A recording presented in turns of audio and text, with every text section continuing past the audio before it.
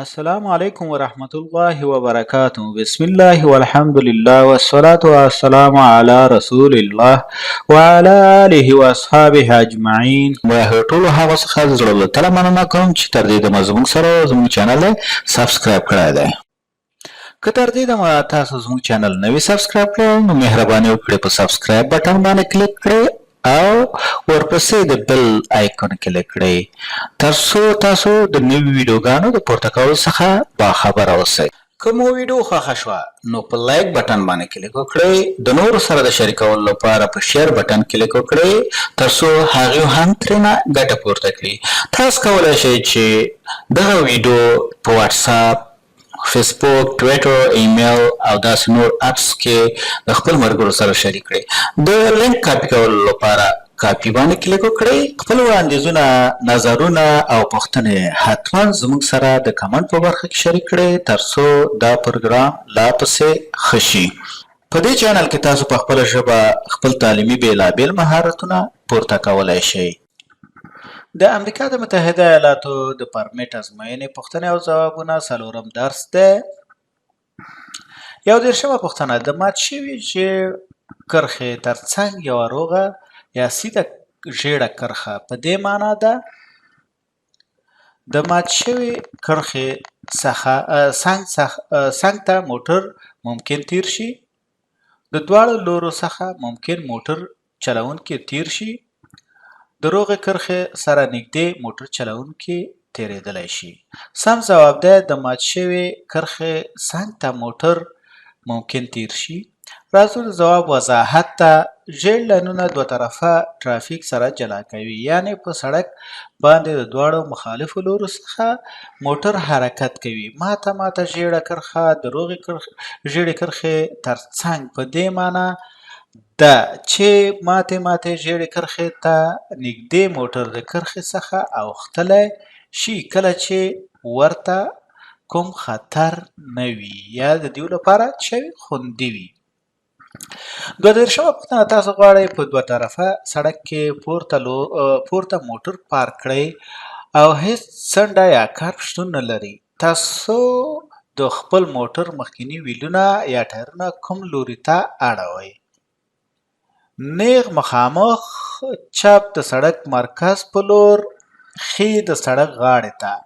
سم ځواب دی ښي د سړک غاړې ته. راځو ځواب وضاحت ته. کله چې په سړک کې پورته یا ښکته لور ته موټر پارک کوئ چې هیڅ کرب یا څنډه وجود نه لري، تاسو باید خپل د موټر ټایرونه ښي لور ته وګرځوئ. که چیرې د موټر بریکونه کار ونه کړي یا کار پرېږدي یا موټر په شا راشي، موټر به د سړک منځ ته لاړ نه شي. 23مه پوښتنه: تاسو په یوه څلورلاره یا چوک کې په کوچني ټکر کې ښکېل یاست. ستاسو موټر ته هیڅ زیان نه دی رسېدلی او کوم کس زخمي هم نه دی او یا موټر ته ډېر لږ زیان رسېدلی دی. ته باید خپل موټر د ټرافیک لاین کې پرېږدې تر هغه چې قانون پلی شي. د امکان په صورت کې خپل موټر د ټرافیک لاین څخه لرې کړئ. د هیڅ دلیل لپاره خپل موټر ته حرکت مه ورکوئ. سم ځواب دی د امکان په صورت کې خپل موټر د ټرافیکي لاین څخه لرې کړئ. راځو د ځواب وضاحت ته. د ټکر وروسته که څوک ټپي یا وژل شوی نه وي او تاسو په خوندي توګه دا کار کولی شئ، تاسو باید خپل موټر د ټرافیک لاین څخه لرې کړئ ترڅو نورو موټرو ته لاره خلاصه شي. راځو 24مې پوښتنې ته. تاسو د لویې لارې تر شا په ازاده لار کې موټر چلوئ. تاسو باید د لارۍ تر شا د مسافر وړونکو موټرو په پرتله لږه تعقیبي فاصله پرېږدئ. د لارۍ ښي خوا ته پاتې شئ او د تېرېدو انتظار وکړئ. د لارۍ تر شا د مسافر وړونکو موټرو په پرتله ډېره تعقیبي فاصله پرېږدئ. سم ځواب دی د لارۍ تر شا د مسافر وړونکو موټرو په پرتله ډېره فاصله تعقیبي فاصله پرېږدئ.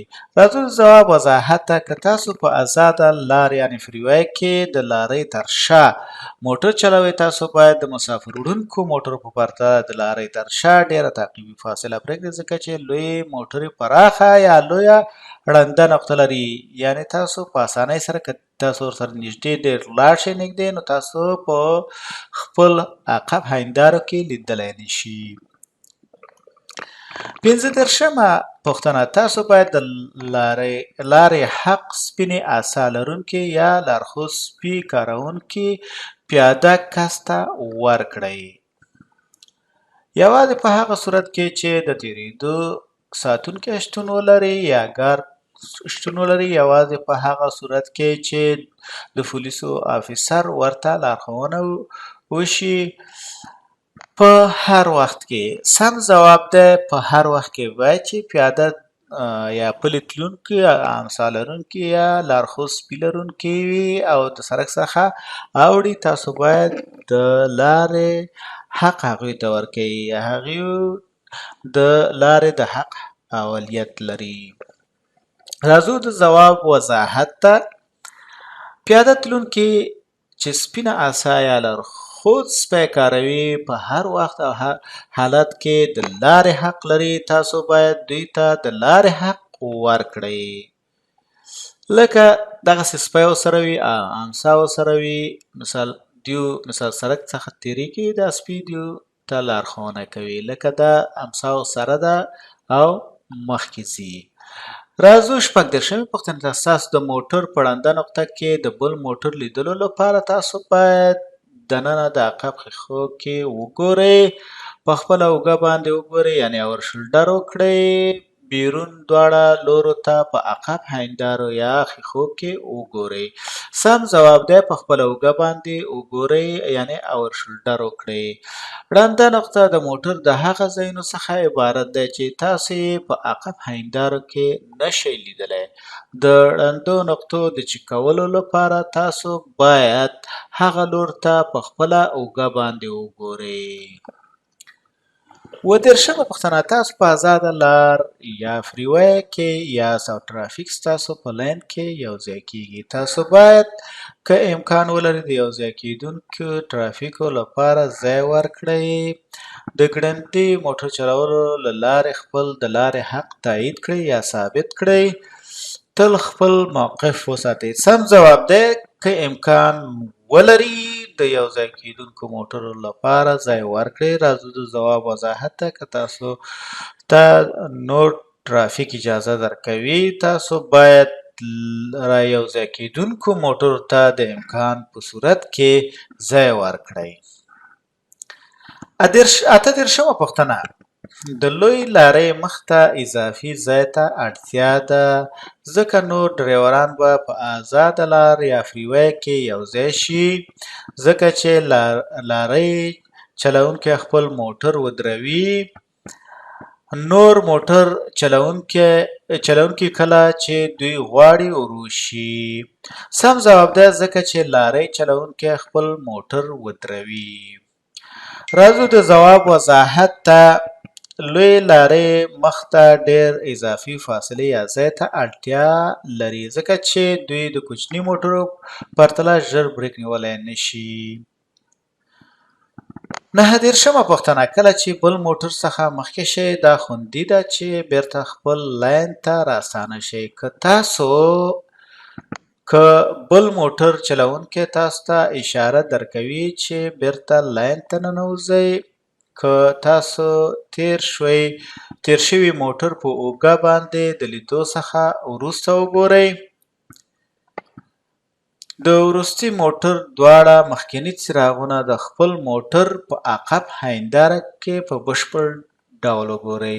سم ځواب دی د وروستي موټر دواړه مخکیني څراغونه یا مخکینی شو د خپل موټر په عقب هندارو کې په بشپړ ډول وګورئ، یعنې مکمله وګورئ.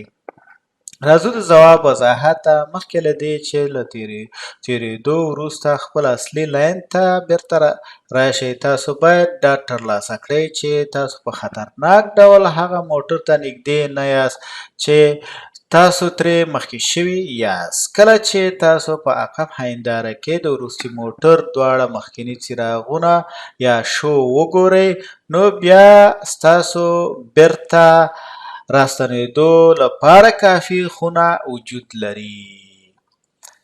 راځو 40مې پوښتنې ته. کله چې تاسو په ازاده لاره یا فریوی کې یوځای کېږئ، تاسو باید د ټرافیک سرعت سره نږدې یا د ازادې لارې سرعت ته سم سرعت باندې یوځای شئ. په ازاده لاره کې ټرافیک سرعت په پرتله له 5 څخه تر 10 مایله فی ساعت ورو یوځای شي.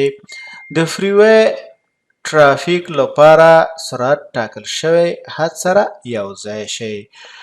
سم ځواب دی د ټرافیک سرعت سره نږدې یا د ازادې لارې سرعت ته سم سرعت باندې یوځای شي. راځو د ځواب وضاحت ته. هر کله چې تاسو فریوی یا ازادې لارې ته داخلیږئ، نو تاسو باید د نورو موټرو سرعت ته نږدې او یا د ازادې لارې یا فریوی سرعت سره سم فریوی ته ورداخل شئ، یعنې ازادې یا لویې لارې ته یا د سټیټونو یا ایالاتو ترمنځ لارې ته یوځای شئ. مننه چې تر دې دمه زما سره وئ. کوم ویډیو خوښه شوه نو لایک یې کړئ. خپل وړاندیزونه او بریالیتوب زموږ سره د کمنټ په برخه کې حتمي شریک کړئ. دا ویډیو د نورو سره شریکه کړئ چې تر څو هغوی هم ترېنه ګټه پورته کړي.